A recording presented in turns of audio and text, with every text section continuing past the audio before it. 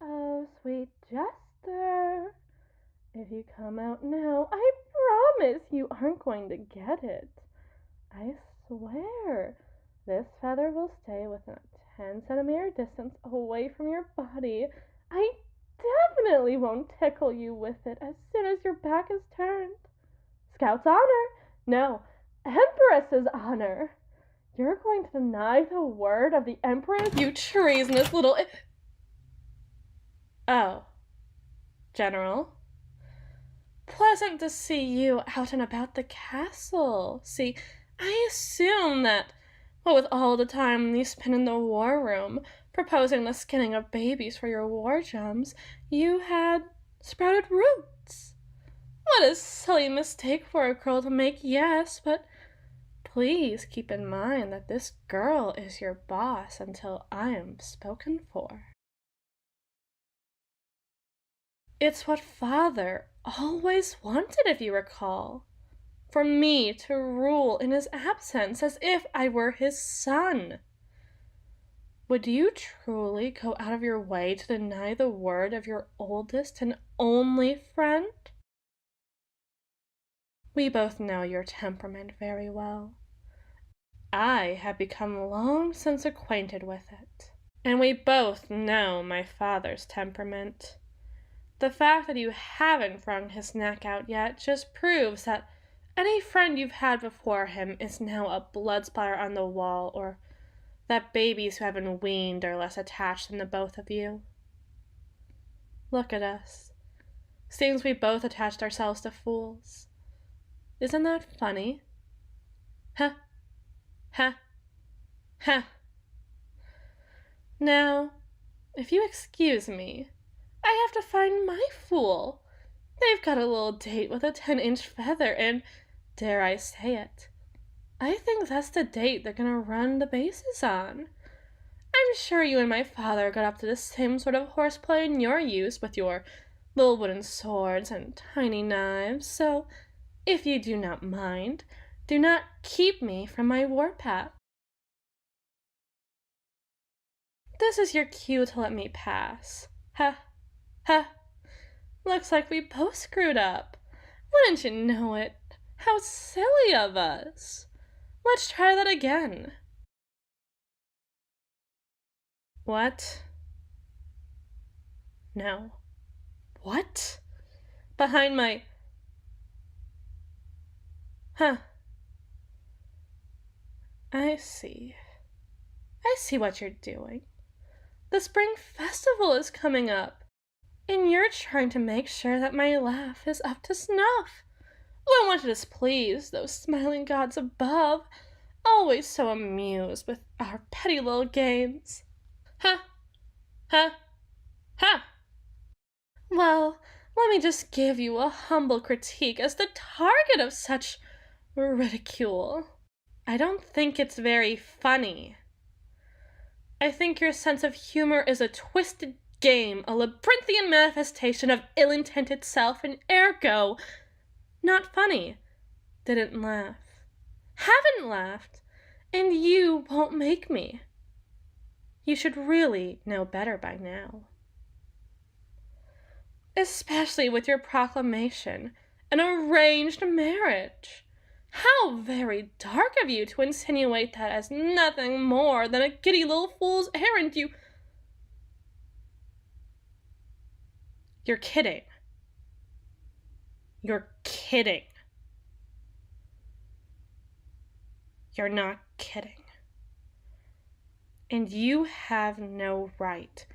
I am not. I am the Empress. I am the sole Empress. Just as my father was the sole emperor for decades after my mother passed. And to think, a prince? A lowly prince? Why not just be open about the fact that you've always wanted to grind my face in the dirt and lower the station I now possess beneath your heel from the moment you knew I'd have it? Giving some lowly prince the title of emperor as a dowry. I won't do it. You can't make me. You You, of all people, cannot make me. If my father finds out what you've coordinated behind my back, you will be... He did this. He entrusted his rule to me, his station, his life, all to me, all so he could pass it on to some random stranger, some man I've never even met, as soon as he could get it off the books. No, I don't believe you. I don't believe you one bit. My father. You know my father just as well as I, if not better. He's a miserable shyster under that fat grin of his. The idea that his family name will die with him as it dies with me is absurd. He'd no sooner ban any man from marrying me just to make sure this dynasty can last another 4 to 5 decades in his name, even if it does meet its bitter end when I meet mine. You would be surprised how petty he can be. But I'm sure nothing surprises you anymore, let alone anything about him. So this isn't a move made in either his or my best interests. It's a move made in retaliation. You forced his hand for a reason, and I want to know why. Oh, I know the real reason why. I block your war efforts to fund your military in favor of basic education and farming resources. You get yourself a puppet in the highest seat of power in the land, and the only thing more powerful than him is the one pulling his strings at the most elegant of times, and sticking his hand up his ass at the worst of them. But I want to know why. I want to know how you pitched this to my father. The man might be a jovial fool who cares for nothing more than his own pleasures at the end of the day, but he's driven by his own fear much more than his own delight. For a lack of fear could cause him to lose what delights him so greatly. The fear of seeing the end of his lineage. The fear of a horrible afterlife that awaits him, resulting in the laughing ceremony and the ascension of the first empress without an emperor. A move lauded by nobles and common folk as something almost as progressive as it is foreign, but coming from the same place that just 5 years ago would have him sentencing me to burn like a witch, if I ever expressed the capacity I have to be capable of ruling as I possess now. What tailspin did you send him on? What devil lives outside any of our purview that he sees on the edge of his vision everywhere, now that you have spoken him into being? What scares my father more than being forgotten, from being the shortest-lived dynasty this kingdom has ever seen?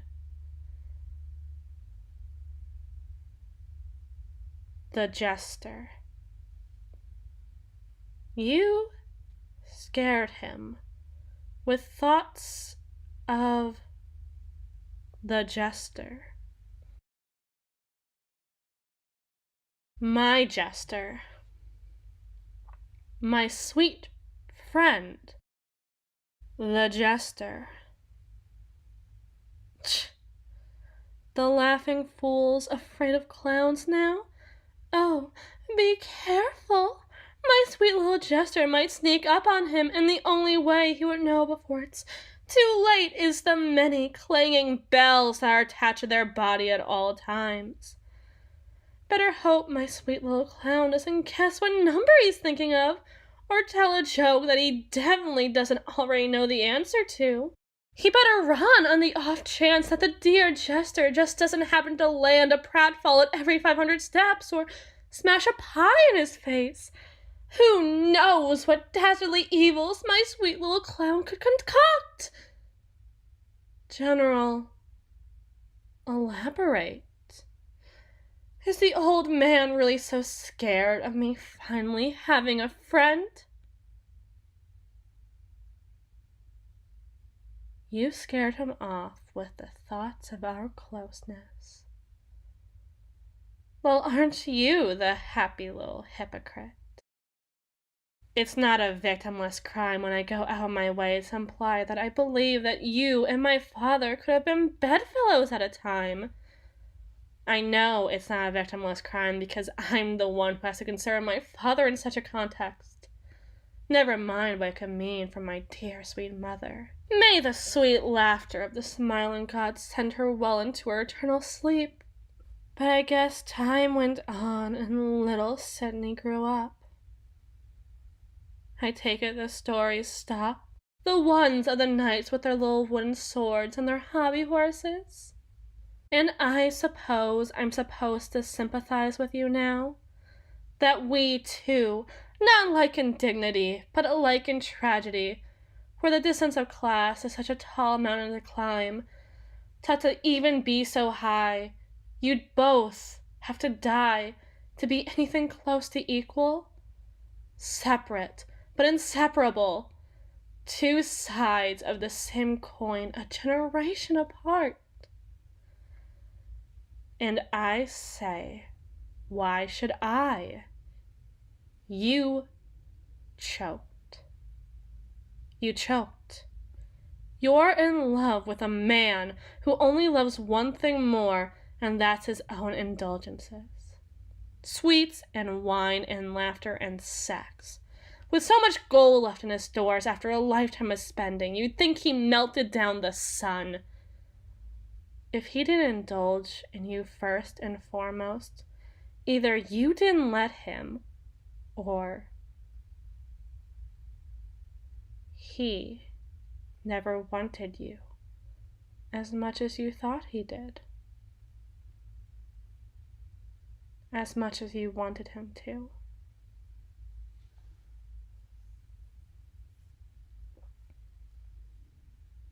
I'm right, aren't I? Sid, I know you as well as you know me. With your influence on me after all these years, my current strategic mind, you might as well be a second father to me. I'm the closest thing you'll ever have to a child, a son. You should be more chipper about that.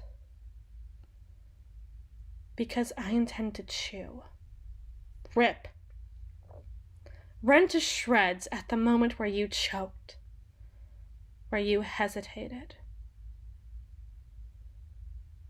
No wonder you're so hungry for war. You never want to lose again.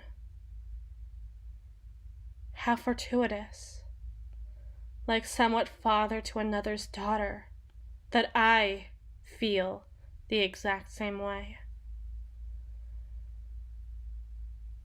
I will not lose, and I will not marry that man. Not for as long as my dear sweet Jester's around, and the lifetime that could come after that. If you say a word about this to that clown, and I say clown ever so lovingly, you better hope that your proximity to the slightest thing resembling family ties will save you, because I will not